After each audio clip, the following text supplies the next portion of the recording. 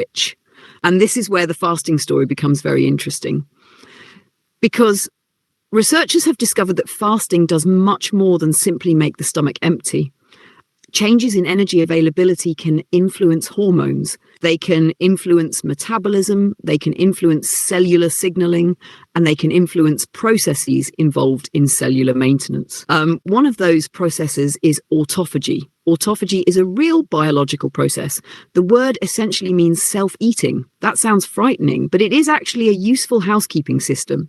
Cells constantly produce proteins and other structures. Some become damaged or worn out. The cell needs ways to remove and recycle this material. Autophagy is part of that system. So when people say that fasting can activate cellular cleaning, they are talking about a real biological phenomenon. The problem begins when a complicated biological process is turned into a simple internet formula. For example, fast for 16 hours and autophagy begins. That sounds wonderfully precise.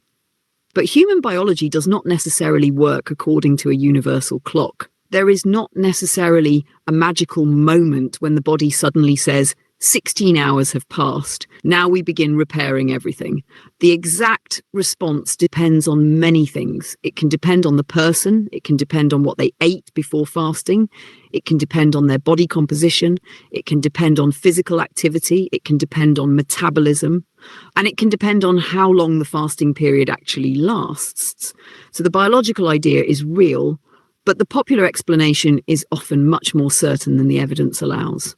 Now let's come to the strongest human evidence, weight loss. This is where intermittent fasting has a fairly solid foundation. People can lose weight with intermittent fasting, and that makes perfect sense. Suppose someone normally eats from early morning until late at night. They have breakfast, then perhaps a snack, then lunch, another snack, dinner, and maybe something else while watching television. Now, imagine that person changes their eating window. They stop eating at 8 in the evening. They do not eat again until noon the next day. So there are now many fewer hours available for eating.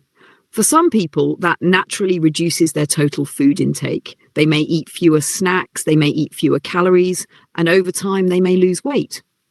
So intermittent fasting can be effective, but here comes an important scientific question. Is fasting itself uniquely powerful, or is it mainly helping people eat less?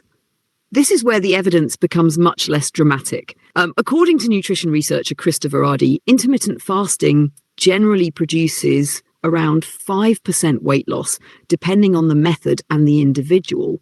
That can be meaningful. Even a relatively modest reduction in body weight can